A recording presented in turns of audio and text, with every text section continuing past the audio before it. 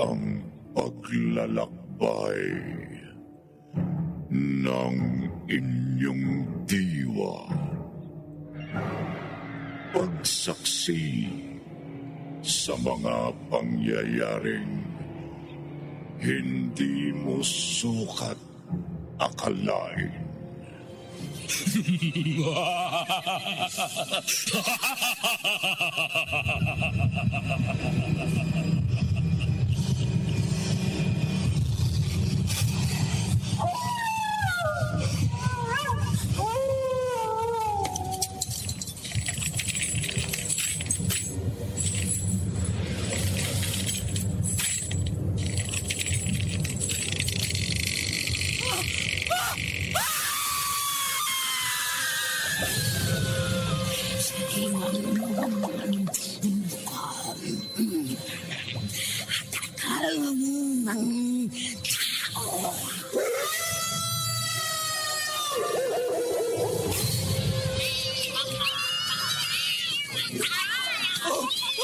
Maligno! Mga kambo ng kaniliman! Huwag kayong lalapit sa akin! Wag!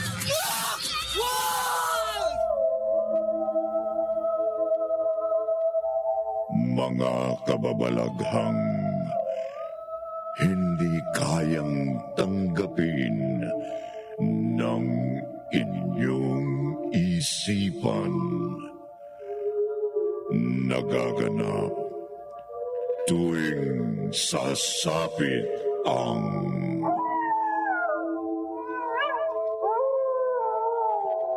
gabi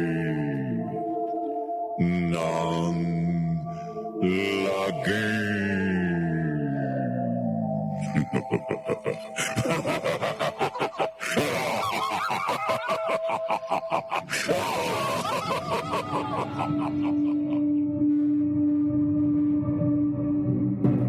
Magandang gabi, kaibigan. Ang estatwa ay simbolo ng inihugis na anyo. Subalit, paano kung ang isang estatwa ay magsabog ng lagim? Katulad ng estatwa ng duwende.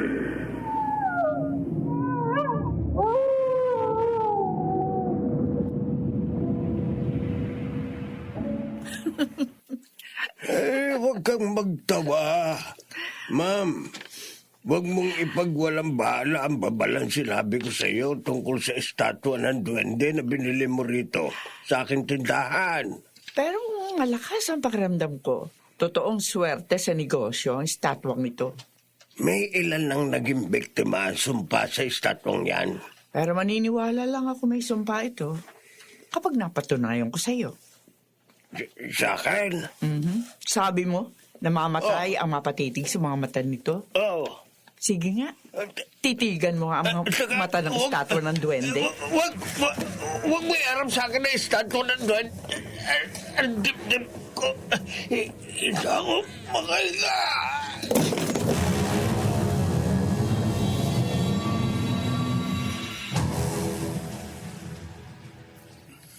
Ano, Nita? Ang mapatitig sa estatwa ng duwendeng matandang lalaking may-ari ng tindahan? Bigla siyang bumulugta. Oo, Lauro. At patay na siya. Bakit inuwi mong estatwa? At itilayo mo pa sa harap ng bahay natin? Kung may sumpa yun. Hindi naman ako naniniwala sa sumpa eh. Kung ako sa'yo, tatapong ko yun. Palibhasa, wala kang interes sa pagninegosyo. Kesa naman makipagsapalaran ka. Ay, di ko maaaring itapon ang nabili ko na. Eh di sole mo yun sa tindahang binilan mo. Hindi, ayoko. Gusto kong malaman kung totoong swerte yun sa negosyo. Nako, hindi na baling hindi ka swertihin sa negosyo. Huwag lamang tayong madamay sa sinasabi mong sumpa sa estatwa ng duwende.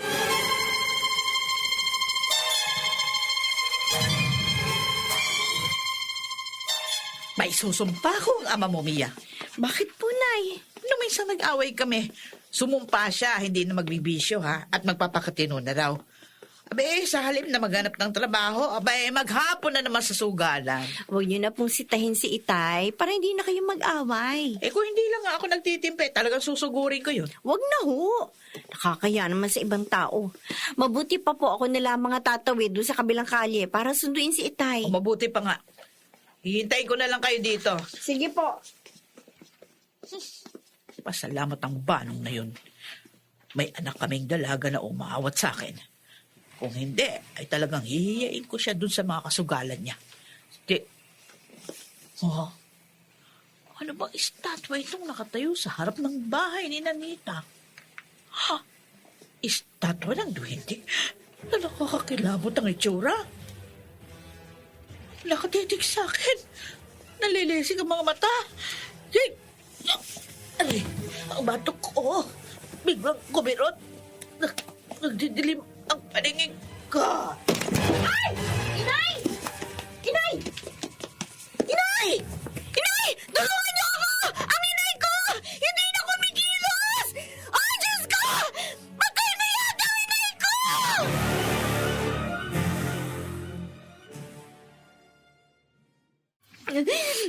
Inay ko. Mia, tumahan ka na. Kahit maghapon at magdamag kang umiyak, hindi na mabubuhay ang nanay mo. Hindi natatayo yan sa kabaong. Biglang-bigla po pagkamatay ni Inay. Wala tayong magagawa. Matagal nang may sakit sa high blood ang nanay mo, na gaya ko. Parang natutulog lang po siya sa kabaong. Dito ka muna sa tabi niya. Aasikasuhin kong ibang nakikipaglamay. Mia, nakikiramay ako. Salamat, Ron. Pupunta din daw dito sa burol ng inay mo ang ibang kaibigan natin para makiramay sa'yo. Hanggang ngayon, hindi ako makapaniwala. Patay na ang inay ko. Ako man, Kahapon lang, kausap ko siya sa tapat ng bahay niyo. ha? Sa tapat ng bahay namin inatake ng sakit ang inay mo? Oo. Bakit parang bigla ka natingilan, Ron? Baka totoo yung narinig kong sinabi ng mami ko sa daddy ko na Na ano, Ron? may sumpa raw yung estatwa ng duwende na nabili niya na may mangyayaring masama sa sino mang mapatitig doon. Iniisip mo bang namatay ang inay ko dahil napatitig siya sa estatwang binili ng mami mo?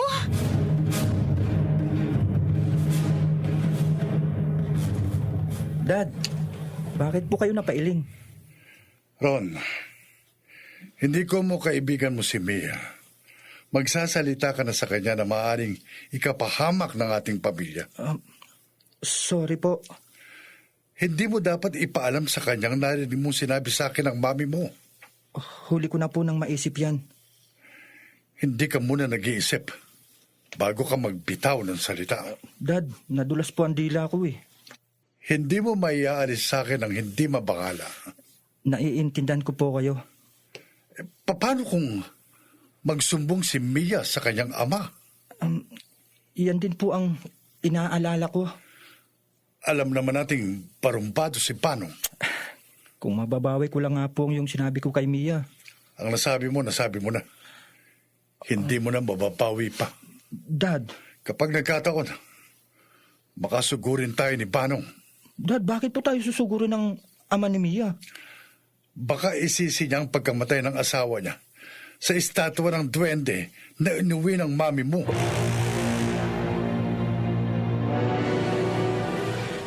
Anong Mia? May sumpa sa estatwa ng duwende ng kapitbahay natin? Meron daw po, Itay.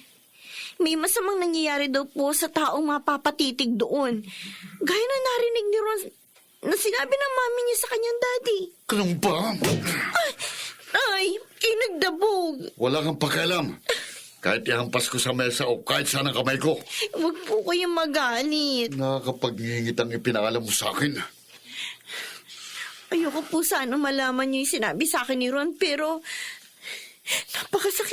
talaga sa akin ng biglang pagkamatay ni inay. Kung totoong sinabi mo, Mia, kung totoong may kinalaman ng estatwa ng duwende ni Nanita sa pagkamatay ng nanay mo, mananagot sa akin ng kanilang pamilya. Itay! Malilintikan sila sa akin. Pati na ang may sumpang estatwa ng duwende.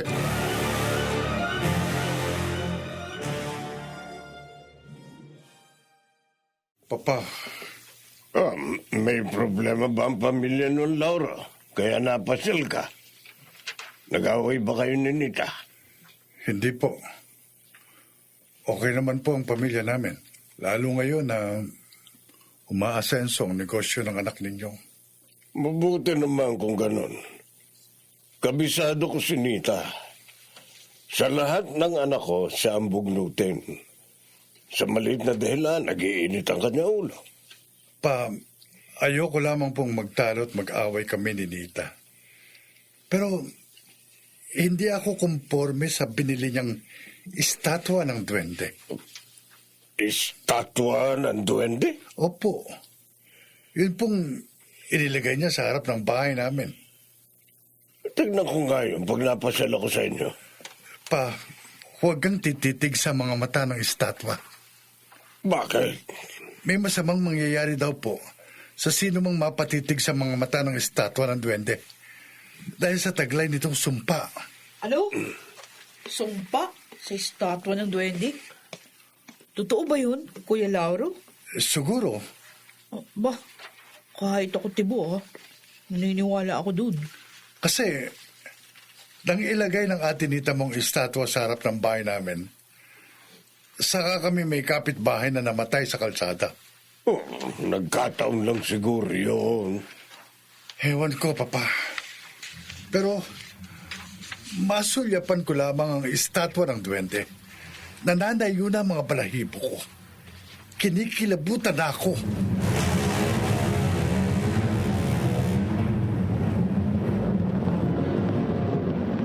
Totoo nga yatang swerte sa negosyo. Nabili kong estatwa ng duwende. Nung mabili ko yun, biglang dumami ang mga kliyente ko.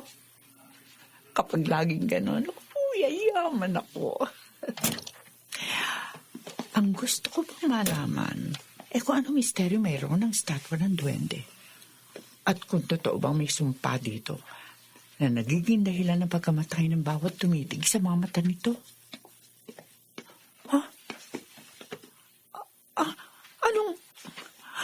Anong nangyari sa estatwa ng duwende?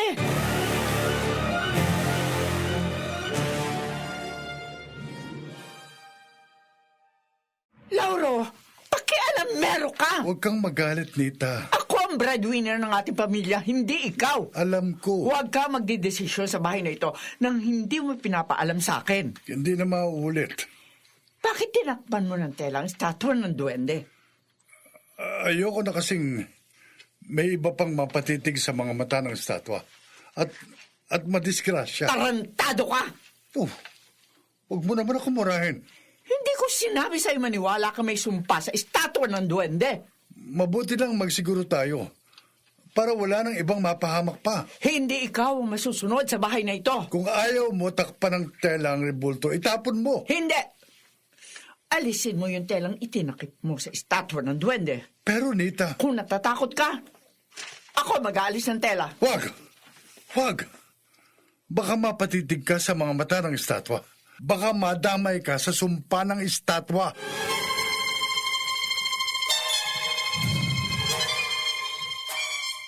Ano po, Itay?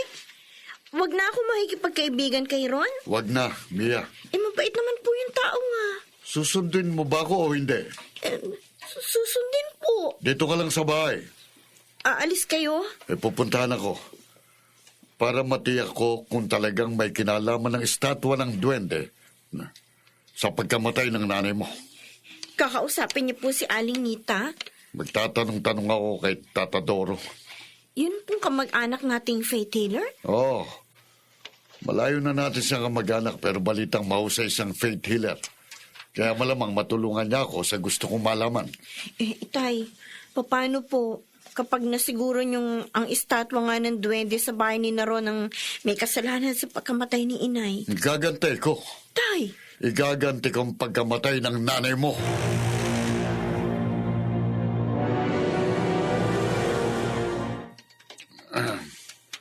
Tata Doro.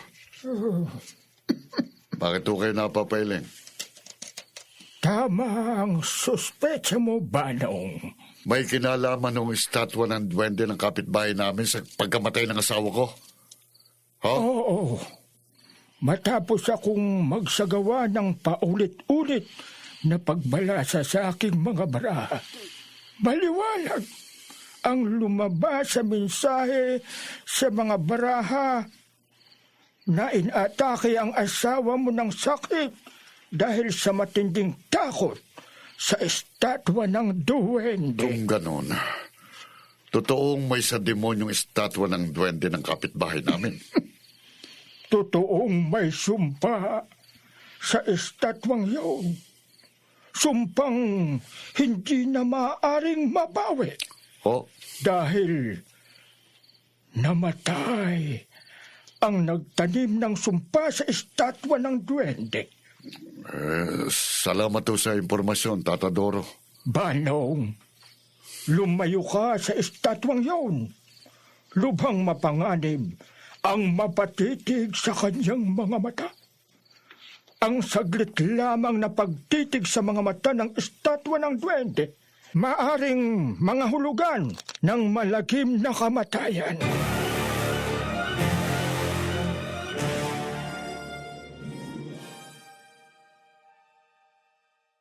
ano po ang maliliit na batong itim na ito, Tay? Galing kay Tata Doro.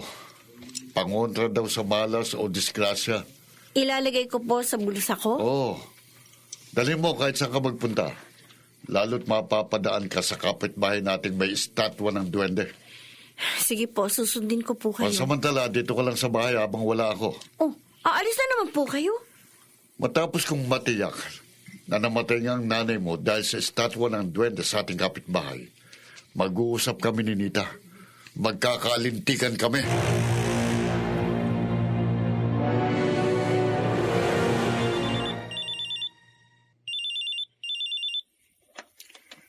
Hello, Gemma. Kuya Lauro, nasa inyo ba si Ate Nita? Wala pa. At kadalasan, gabi na kung umuwi ang kapatid mo. Bakit? Bahala ko sana pumasyal sa inyo eh, kaya kita tinawagan. Pwede mo namang puntahan ang ate mo sa kanyang opisina. Hindi siya yung talagang gusto kong sadyain. Ang estatwa ng duwende. Gemma, sinabi ko na sa inyo ng papa, mapanganib ang estatwa ng duwende. Nakamamatay yun pag napatitig ka sa kanyang mga mata. Para kasing hindi ako makapaniwala sa sinabi mo. Kung may balak kang ususohin ng estatwa, huwag mo nang ituloy. Baka madisgrasya ka.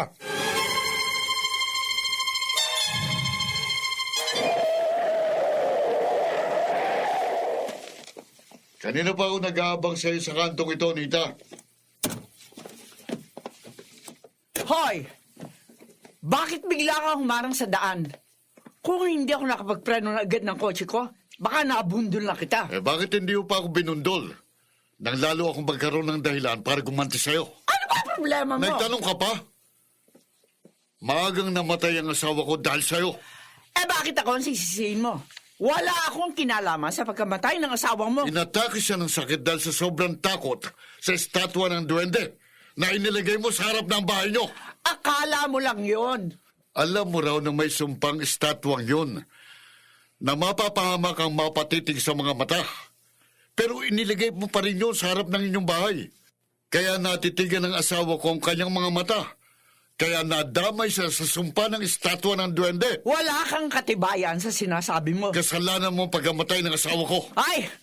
Wala akong panahon makipagtalo sa'yo. Magbabayad ka sa akin. Halika, magbabayad ka. Hindi mo ang braso ko! Hindi ko mong mapera. Palalampasin ko ng malaking kasalanan mo sa aming pamilya. Ayaw mo kong bitiwan, no? Ay ko, bakit mo ako sinampal? Dahil barumbado ka at hindi ako natatakot sa'yo. Gaga ka. Kung sa akala mo hindi ako pumapatol sa babae, nagkakamali ka.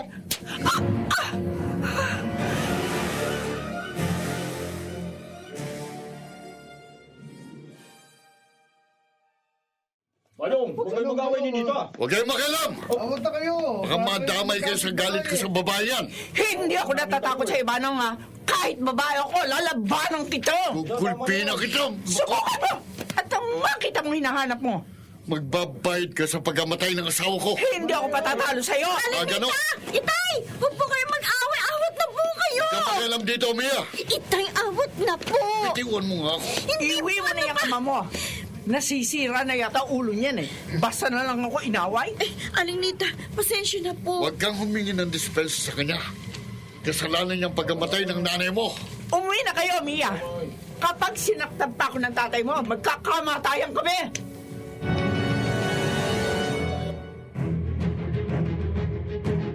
Pards, muntik na tayong nagkamatayan ah. Nung minsang nag-away tayo.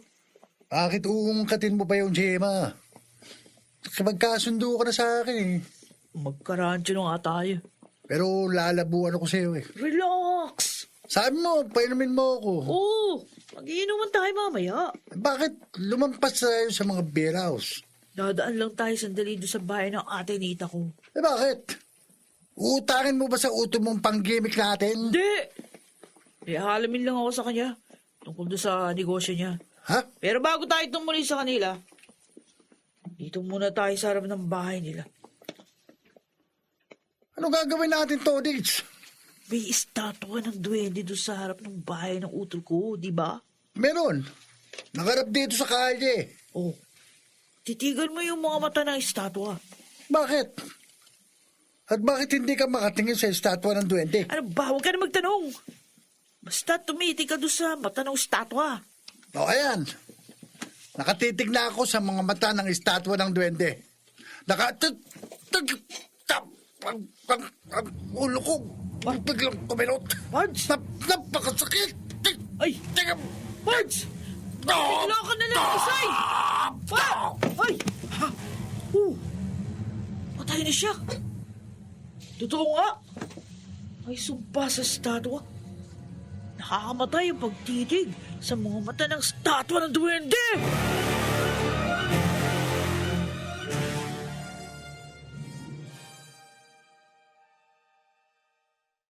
Oh, Banong, anong nangyari? Tatadoro, Ah, nagbalik ko sa inyo dahil kahit inaway ko yung kapitbahay kong sinita, hindi pa rin niya tinanggal sa harap ng kanilang bahay ang estatwa ng duwende. patuloy na maghahatid yun ng lagim.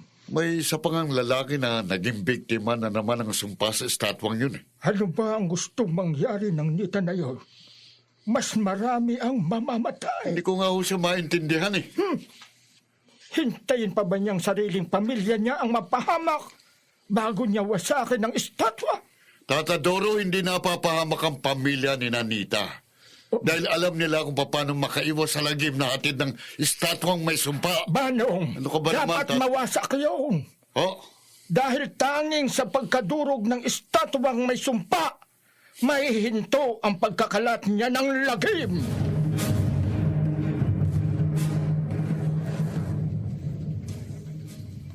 Hindi ka paniwala ang sinabi mo, Gemma. Papa, kung hindi nakita mismo ng dalawang mata ko, talagang hindi ako maniniwala. Pero totoo. Naghahatid nga ng kamatayan. Pag tinitigan mo yung estatwa ng duwende na nasa harap ng bahay ni na ate Nita. Isang kaibigan mo pa ka mo na biktima. Oo. Nagulat nga ako doon sa sinapit ng barkada ko eh. Nang isay agad, matapos mapatitig doon sa makamata ng estatwa ng duwende. Dapat mo wala agad sa bakuran ni na Laura ang estatwang yon. Talagang yun ho yung gusto mangyari ni Bayaw. Pero ayaw daw nung ate nita mo na itapon yun. Kasi nga, swerte daw yun sa negosyo niya. Pero hindi lang si ating dapat swertihin. Dapat pati tayo. Anong gusto mo sabihin? No? Bakit ka napangisi? Kasi naisip ko, kung papayag si Ate Nita, pwede kaming magkamal ng limpak-limpak na salapi dahil sa estatwa ng duwende.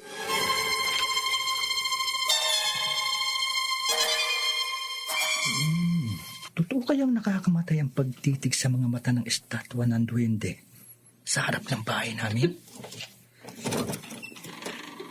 Hindi ko yun malalaman kung hindi ko susubukan. Tama. Habang wala sila mami at daddy rito sa bahay, susubukan ko kung talagang nakamamatay ang pagtitig sa mga mata ng estatwa.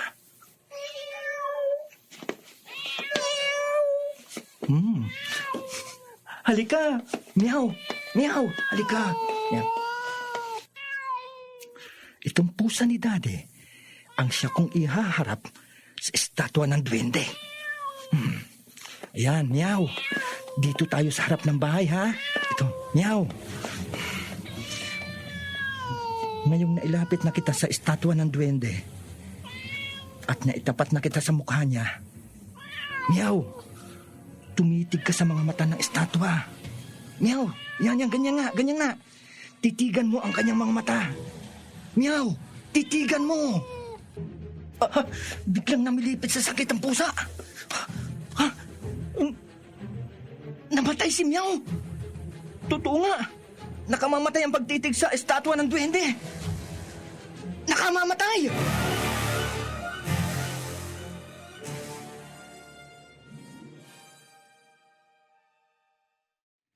Father Nobel, Hindi ka pa ni panawala ang pinagtapat mo sa akin, Lauro. alam ko pong maaaring hindi kayo maniwala, Father. Pero yun ang totoo. Kaya naparito ako sa inyong parish para humingi ng tulong. Totoong nagiging sanhi ng kamatayan ang pagtitig sa mga mata ng estatwa ng duwende na iniuwi sa inyo ng iyong asawa? Dahil may sumpa raw ang estatwang yun. Bakit ayaw itapon ng asawa mo? Naniniwala siya, Father, na swerte yun sa kanyang negosyo. Maaatim ba niyang umasenso kung magiging dahilan naman ng kapahamakan ng ibang tao? Wala pong pakialam ang asawa ko sa buhay ng iba. Ay, hindi tama yun. Father, natatakot ako. Lauro, Baka po pamilya namin ang maging biktima ng lagim na hatid ng estatwa ng duwende.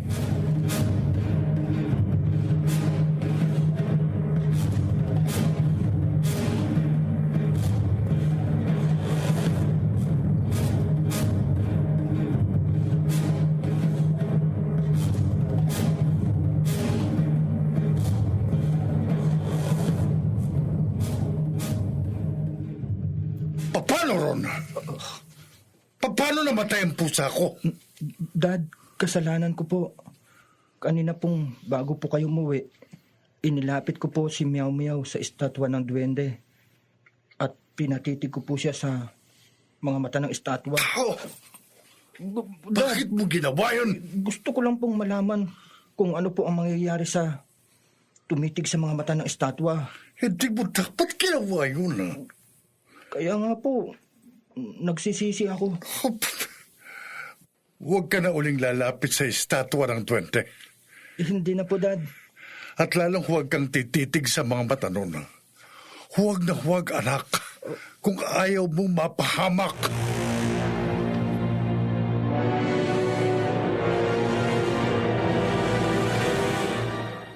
Mano po, Father Nobel? kaawaan ka ng Diyos, Lauro. Pasok ko kaya. Salamat ho. Dumating kayo rito sa amin, Father. Busy lang ako kanina kaya hindi ako nakasama sa pag-uwi mo. Pero hindi ko maaaring pahindian ang pakiusap ng aking mga parishioners. Lalo na nang gaya mong nangangailangan ng tulong. Pasok muna tayo sa loob ng bahay para makapagmerienda. Ay, hindi na. Busog ako. Kayo pong bahala. Gagawin ko na ang dapat kong gawin sa pagpunta ko rito sa inyo. Ano po yung laman ng botelyang inilabas nyo sa inyong bulsa? Holy water. Naniniwala akong malaki ang maitutulong ng benditadong tubig upang malutas ang hiwaga at lagim na nangyayari dito sa inyong bahay. Kung nakahanda na po kayo, Father, gawin niyo lang nararapat. Oh, Lauro. Lumapit na po tayo sa estatwa ng Duwende. Time. Ayan pong estatwa, Father. Mag-iingat kayo. Oo. Gaya mo, hindi ako tititig sa mga mata ng estatwa ng duwende. Pero, para matapos na ang lagim na hatid niya, bibindisyonan ko siya ng holy water. Oh, Sa ngalan ng Ama, at ng Anak, at ng Espiritu Santo. Oh, Father, bigla pong umusok ang estatwa ng Duwende. Oh. Nang bendisyon na ninyo. Umusok. iisa ang kahulugan nito, Lauro. Ang estatwa ng duwende na yan, may sa demonyo.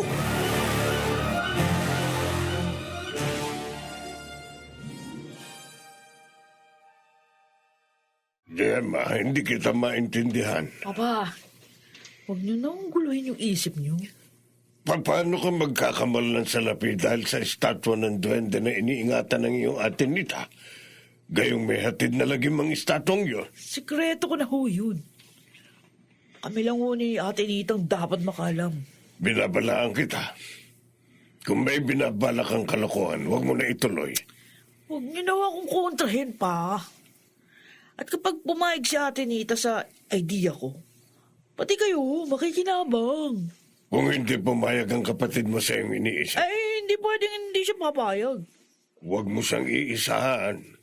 Hindi ho. Diyan makakabisado kita. Walang kaibigan o kapakapatid sa'yo. Nanlalamang ka. Ugali mo nang ang anumang magustuhan mo, ginagawa mo. Magalit na sa'yo magagalit, mga panlamang ka lamang. At makuha mo lang ang gusto mo, kahit sa maling paraan. Paano man eh? Huwag kayong mag-alala. Hindi ko tataluhin si Ate Nita. No? Dapat. Masamang magalit ang ate mo, Gemma.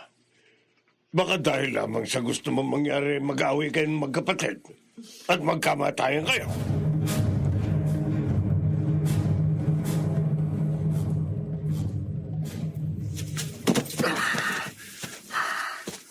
Ngayon nakapasok na ako rito sa bakuran ni Nanita nang walang nakakita sa akin.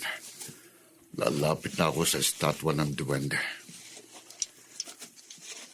At ang dala kong martilyo, itong ipandudurog ko sa estatwa ngayong gabi. Ano itong nangyayari sa akin? Nang hindi sinasadyang napatitig ako sa mata ng estatwa ng duwende, biglang kumirot ang bato ko. Napakasakit. Makirot na makirot ang bato ko.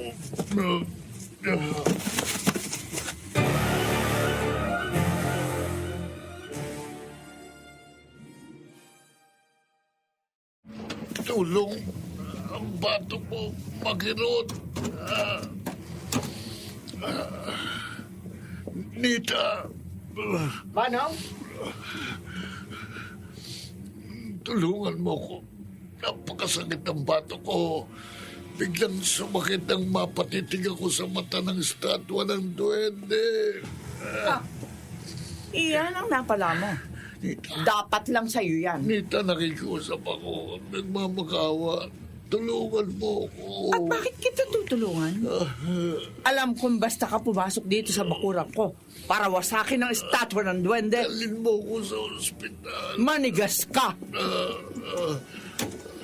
Nita! Mami! Sa loob lang kayo ng bahay, Lauro. Ron. Mami! Tulungan niyo po si Mang Banong. Huwag kang marunong pa sa akin, Ron. Nita, Oo. isugod natin sa ospital si Banong. Hindi, Lauro. Kapag hindi natin nadala sa ospital ang kapitbahay natin, mamamatay siya! Mia! Mia! Buksan mo itong pinto! Oh, Ron, bakit? Sumama ka sa akin. Ha? Bakit ka humahangos? At parang balisa ka? Ang itay mo. Bakit may masama nangyari sa itay ko? Basta huwag ka na magtanong. sumama ka na sa akin. Halika na, dali. Oo. Saan ba tayo pupunta? Sa bakuran namin. Bilisan natin. Dali. At baka hindi mo naabutang buhay pa ang itay mo.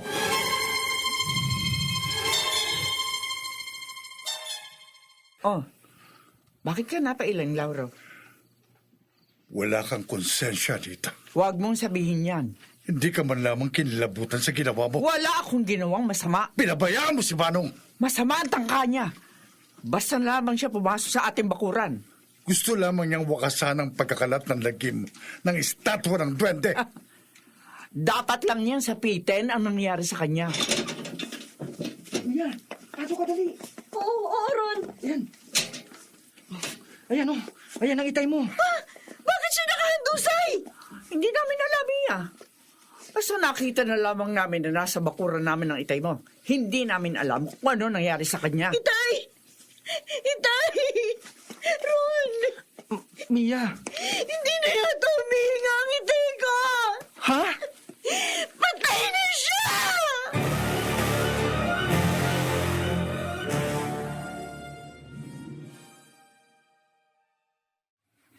Father Noel, malaki pong paniwala ng asawa ko na swerte sa negosyo niya ang estatwa ng duwende.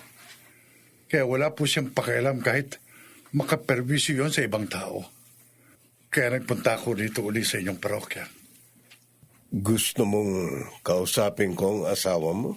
Baka sakaling mapakiusapan niyo siyang itapon na ang estatwa. Maaari kong pagbigyan ng gusto mong mangyari. Kaya lang, kung ikaw na sariling asawa ni Nita, ayaw niyang pakinggan. Malamang, baliwalain din niya ang pakiusap ko. Paano po, Father? Hahayaan ko na lang po bang magpatuloy ang estatwa na nasa bakuran namin na makaperwisyo? Magdasal tayo. Father, hanggang nasa bakuran po namin ang estatwang may sumpa, hindi po mapapanatag ang loob ko. At baka may sumunod na naman pong mamatay.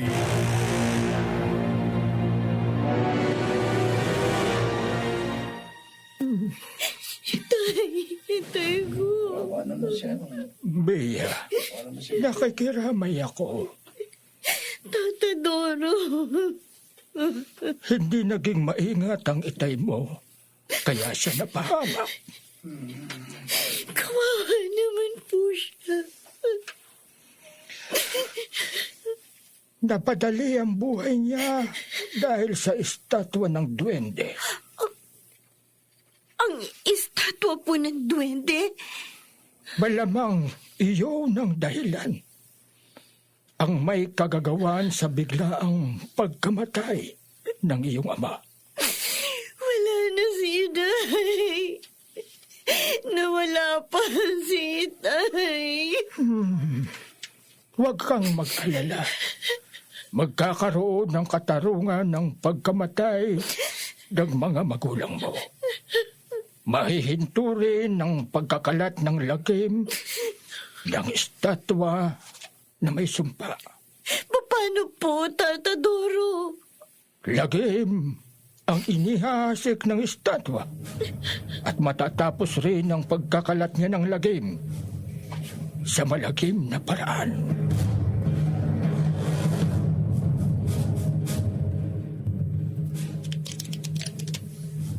Isa lamang ang paraan para magkaroon ng katarungan ng pagkamatay ng mga kamag-anak ko. At upang mahinto na rin ang pagkakalat ng lagim ng estatwa ng duwende. Ang estatwang may sumpa. Dapat noon ko pa ito ginawa. Hindi na sana napahamak ang aking mga kamag-anak.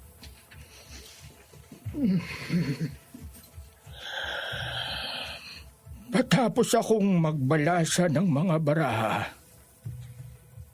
at lumuhod sa misang pinaglapagan ko ng ilang piling na piraso ng baraha, isasagawa ko na ang nararapat na ritual at orasyon laban sa estatwa ng duwende.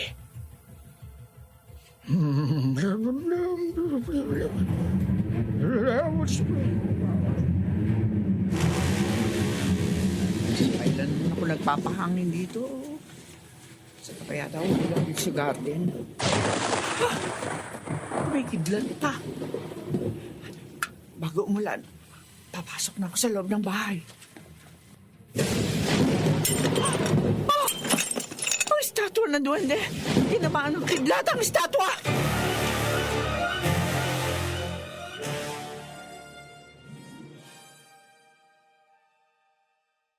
Pa, may isa demonyo yatang talagang estatwa ng duwende na nasa bakura namin. Bakit mo nasabi yan, Lauro? Tinamaan po ng kidlat ang estatwa. Pero bahagya lamang pong nasira. Buo pa rin ang kanyang ulo. Lalo na ang kanyang mga mata na kapag natitigan, nakamamatay. Hindi ko nga maintindihan kay Gemma kung bakit interesado siya sa estatwang yun.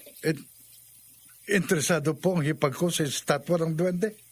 Yun ang nakalata ko sa kanya, kaya tinawagan kita. Ano naman po ang pag-iinteresa ng anak niyo sa estatwa ng duwende? Hindi ko nga maintindihan si Gemma. Ang kutob ko mukhang may binabalak siya. Kung gusto po ni Gemma, sa kanya na ang estatwa. Malamang hindi papayag si Nita. Yun po ang problema.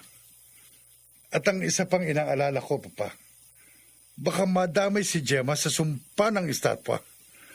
Baka mapahamak din siya dahil sa estatwa ng duwende.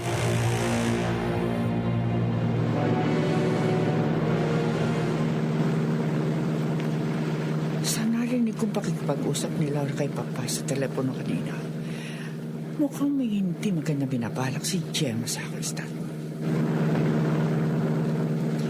Hindi ako papayag na mawala sa akin ang estatwa ng duwende. Ang naghahatid ng swerte sa akin negosyo. Hindi ako papayag na maagaw yun sa akin ng iba. Kahit parang kapatid ko si Gemma. At ang sino mang magtangkang magnakaw sa estatwa, hahadlangan ko. Magkamatayan na kami kung magkakamatayan.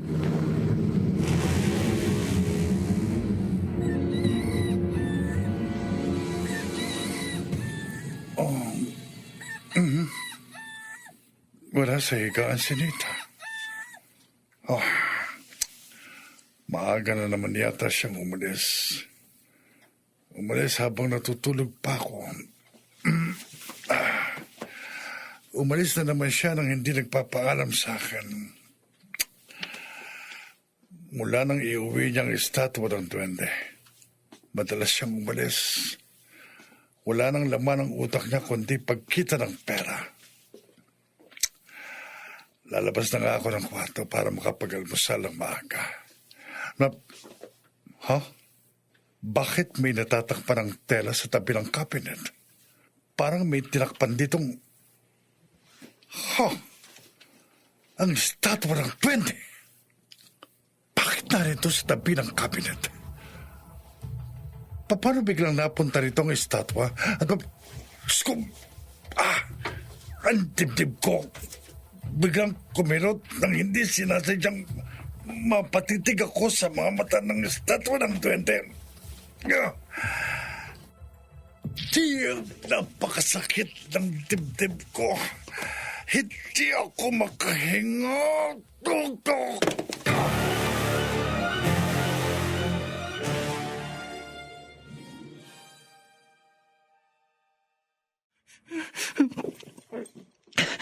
Ang cellphone ko. Kailangang matawagan ko agad si Mami.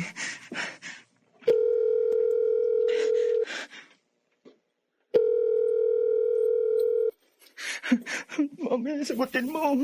Hello, Ron? Mami, nasaan po kayo? Narito sa aking opisina. Umuwi po kayo kaagad. May kausap akong bagong kasosyo ko sa Ma, negosyo. please. Umuwi po kaagad kayo ngayon. Teka nga, bakit ka ba tumawag? Tsaka bakit ka umiiyak? May masamang nangyari po dito sa bahay. Masamang nangyari? Nagising po ako kanina. nang makarinig po ako ng lagabog sa kwarto niyo ni Daddy. Pagpasok ko po sa kwarto, nakita ko po si Daddy na nakahandusay po sa sahig at... At ano ron? Ma! Si Daddy patay na po!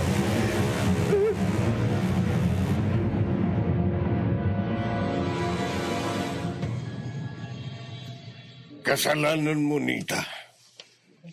Kasalanan mo ang pagkamatay ng asawa mo. Papa, lumabas ho muna tayo rito sa punerarya. Oh, Dito. Dito ho tayo sa labas mag-usap. Nita, Sinisisi niyo ko. May ibang tao sa burol ni Lauro. bakit hindi kita sisisihin? Kung itinapon mo ang estatwa ng duwende, ang estatwang may sumpa na nasa bakuran nyo, hindi mapapahamak si Lauro. Pinagbilinan ko naman ho siyang huwag titingin sa mga mata ng estatwa. Kaso hindi ho siya nakinig sa akin. At asawa mo pa sisisihin mo sa malagim na nangyari sa kanya? Kasalanan niyo rin ho, Papa. Anong kasalanan ko? Papaano? Nakikiayon ho kayo kay Lauro para mawala sa atin ang estatwa ng duwende. Kaya naisipan ko itago ang estatwa sa aming kwarto. Akalain ko ba namang pagdidiskitahan nyo, pakialaman ang manugang nyo? Kahit anong sabihin mo, kasalanan mo ang pagkamatay ng asawa mo. At kasalanan ng estatwa ng duwende, ang estatwang may sa demonyo.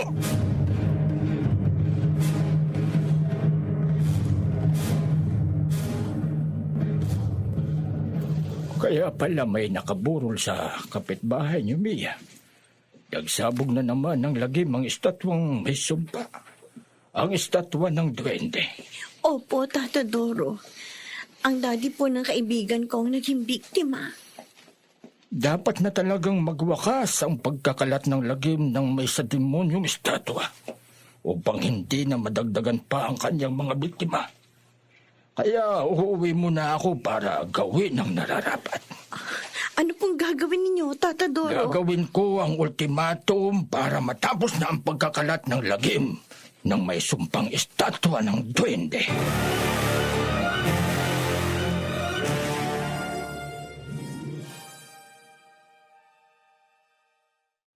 Ang gurang na petila na kamag-anak ni Nabanong si Tata Doro. Bago siya lumayo, narinig ko yung mga sinabi niya kay Mia.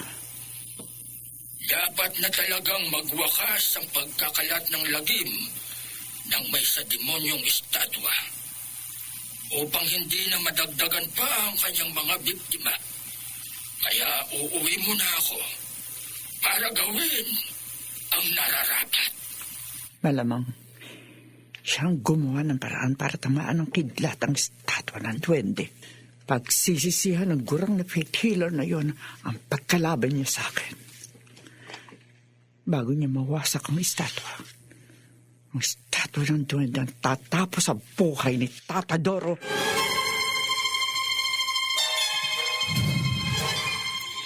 Ate Nida, niyaya kita dito sa labas ng punerarya para magkausap tayo at magkaintindihan. Huwag mo nang ituloy yung sinasabi mo, Gemma. Ano ba? Ayaw mo ba magkamal na limpak-limpak na salapi? Kontento na ako sa takbo ng aking negosyo. Huwag kang makasarili. Hindi kita pinakikialaman. Baginan mo naman ako nung naging swerte mo dahil sa estatwa ng duwende. Huwag mo rin akong pakialaman. Gusto lang kitang tulungan. Mas madali kang yayaman kung papayag ka sa plano ko na magamit natin ang estatwa para makapag-blackmail tayo ng milyonaryo at milyonaryong madaling takutin at pagkaperahan. Ay, wala akong panahon sa sinasabi mo. Ate Nita, huwag mo sabing lalayasan ng burol ng asawa mo. May importanteng tao akong kailangan kausapin. Aba mas importante yung sinasabi ko sa'yo. Magtigil ka! Ate Nita! Inuulit ko sa'yo, Gemma. Huwag mo akong pakikialaman. Huwag na huwag. Kung ayaw mo magkagulo tayo.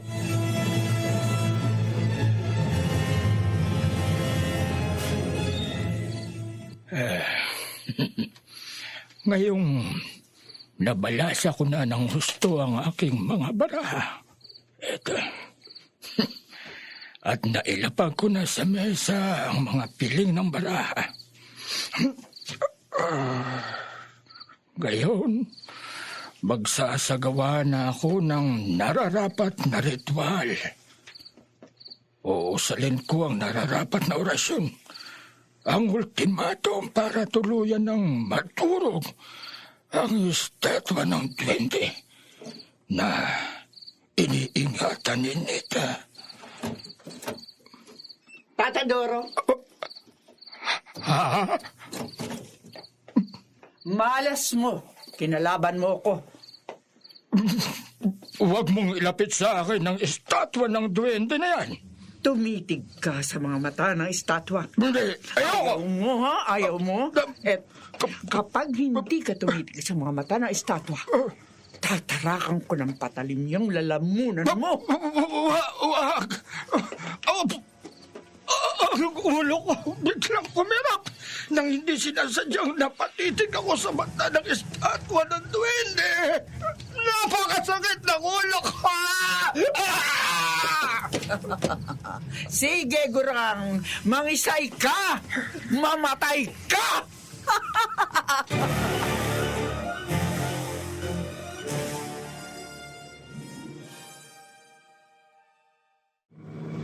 Grabe, Ate Nita. Grabe ang kapangyarihan ng statwa ng duwende. Tumahimik ka dyan, Gemma. Ho, wala ka na may tatago sa akin. Matapos kitang sundan, nakita ko kung paano pumapatay ang estatwa ng duwende.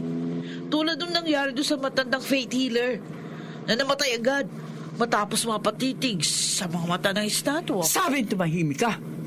Pinasakay lamang kita rito sa kotse ko dahil kapatid kita. Pumayag ka na kasi sa mukhay ko. Para pareho tayong makinabang sa kapangyarihan ng estatwa ng duwende. Sabi na tumahimik ka eh. Huwag mong abalahin ang pagmamaneho ko. Hoy, wala ka namang gagawin kundi maghintay lang ng grasya eh. Ako di diskarte. Ako makikipag-usap sa mga mayayaman na iba-blackmail natin. Tatakutin natin sa bagsik ng kapangyarihan ng statwa ng duwende. At sinisiguro ko sa'yo, magkakamal tayo ng pera dahil sa estatwang ito. Gaga ka, Gemma! Huwag mong alisan ang takipantela ng ulo ng estatwa! Ano ba? Huwag kang nervyosa. Gusto ko lang silipin yung magiging kasangkapan natin sa pagkakamal ng pera. Iiwasan naman nating mapatitig sa mga mata niya eh. Gaga ka! Natin sinasadyang napatitig ako sa mga mata ng estatwa. Naniga sa mga kamay ko, pati mga paa ko. Ay! Ate Nita! Hindi ko makontrol ng sasakyan! Mapapamaga tayo!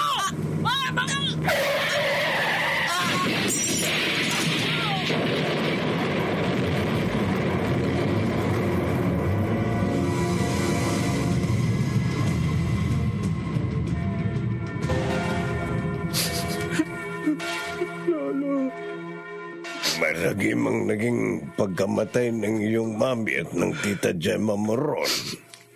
Oo nga po. Nabaga sa poste ang sinasakyan nila. At sumabog pa yun at nagliyab. At kasamang nasunog ng magkapatid ang estatwa ng duwende. Paano na po ako ngayon?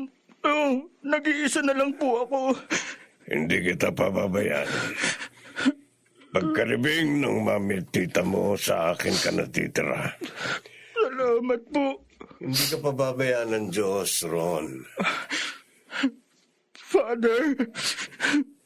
Sa kabila ng malagim na sinapit ng mga magulang mo, may awa ang Diyos. Magiging maayos din ang iyong buhay at kinabukasan. At mahalaga po, Father, wala lang magiging biktima pa ng estatwang may sumpa. Tapos na ang pagkakalat ng lagim ng estatwa ng duwende.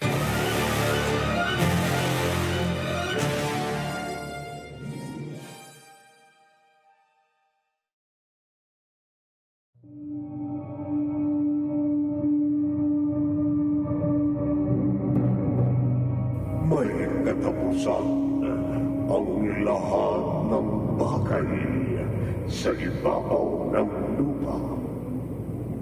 Natutuldukan maging mga bagay na ang hatid ay 1,001 lagim. tulad ng misteryo na hatid ng may sumpang estatwa ng duwende.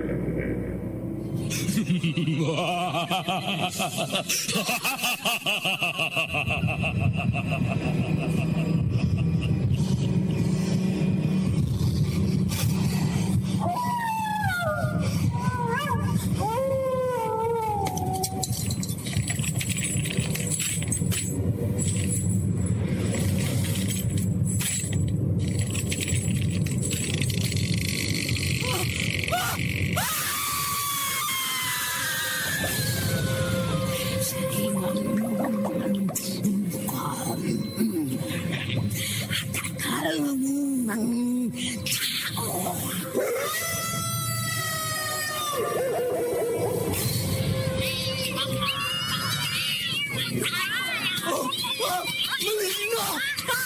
Mga kambo ng kaniliman! Huwag kayong lalapit sa akin!